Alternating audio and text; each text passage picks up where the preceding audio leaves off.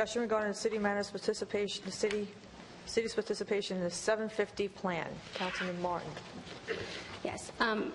I put this item on the agenda at the request of a local resident who asked me to have the council address the 750 plan.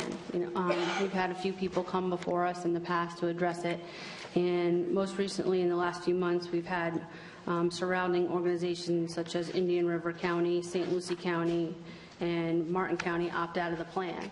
So I wanted to get and find out what the position of our council is with regard to whether we want to stay in the plan. Being that this is a regional plan, I find it interesting that the counties to the immediate north and south of us have decided to opt it out.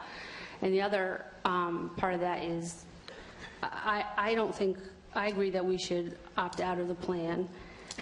One of the problems I have with it is that it goes back to home rule. And one of the things I notice when we go and sit on the Treasure Coast Regional Planning Council is that I've gone as an alternate for the mayor a couple times. And one of the things I notice is that I'm sitting there and I'm charged with making a decision on plans for cities that I have no vested interest in. I have no idea what their residents feel. I have no idea, what the people want, so to speak. So when I'm trying to make a decision on a property in Jupiter or Hope Sound, I'm a little dumbfounded about that.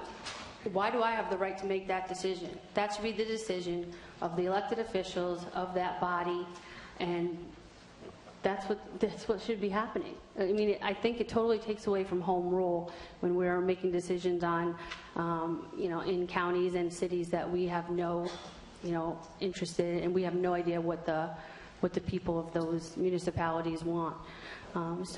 And one point that Councilwoman Berger made at one of our recent workshops, which I wholeheartedly agreed with, is that she said that she believed that 750 was created as the result of the governor's interest in making regional planning councils go away. And when she made that comment, I thought it was quite interesting, and I tend to agree with her on that. So, well, there is a push for that. So just to let you know that. Well, I understand that there's a push for it, but I just thought that the logic in Councilwoman Berger's reasoning for that was really interesting, and I agreed with it. So, as far as I'm concerned, I don't really see it necessary to be in the 750 plan. Thank you. My position was, like I told the executive board at the Treasure Coast Regional Planning, I will not be supporting this. And it.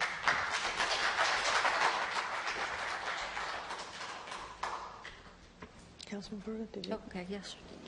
So, Madam Mayor, I'm one of the few that can say that I've actually participated in the Regional Planning Council's decisions when they were against the City of Port St. Lucie. So I just want to bring some people back down memory lane, especially some of our planning and zoning people.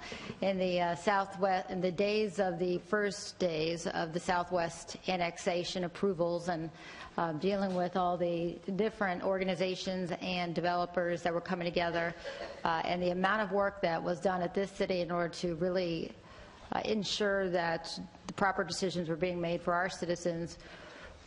We had to go down to the Regional Planning Council, and each one of us take an opportunity to go to the lectern and basically defend our position as to why we have these beliefs and why we believed we were operating in the best interest of our local city.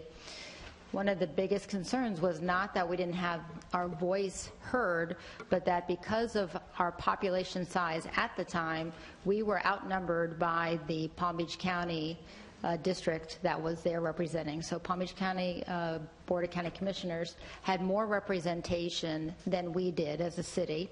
And at the time, at that particular meeting, we had fewer Board of County Commissioners from St. Lucie County there representing us.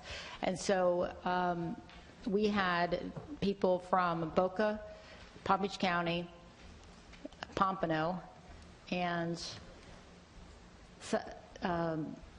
somewhere out, Riviera Beach, I think, something else that made me just think, this is crazy, tell us that they thought it was absolutely a bad idea, and they were not going to approve it moving forward.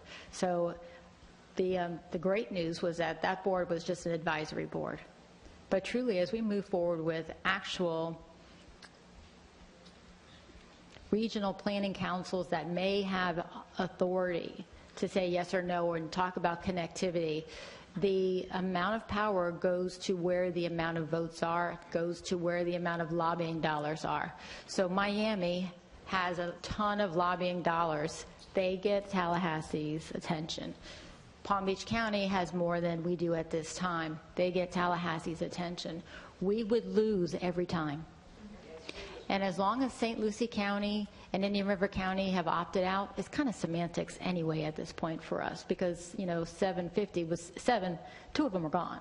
So, 3. Oh, 3 Three are are gone. gone. Yeah, so thank you for that correction. So 3 are gone, and others are saying the same thing. So as long as, the counties are opting out, and truly it never was in line with what we saw as home rule.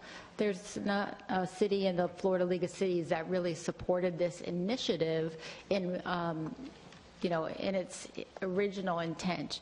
But certainly collaboration, understanding, how we could work to be compatible and making sure that we have open dialogue is absolutely necessary. And that intent is solid and still should be pursued. And so that is why it was doomed to fail. And in my opinion, I believe that this was an opportunity for funding to continue to a regional planning council kind of intent idea and allow them during the toughest times when we were all reduced with funds to survive. That's my opinion. But I don't know that that's true. But certainly the intent is great. It's like when you write a paper for school. When I go to school, I can write a paper, I can get an A on it, and I can bring it back and try and apply it to real life, and it's not going to work in real life, right? So the intent was good, but it's done. It's dead. Before it even came to this dais, it was dead. Exactly.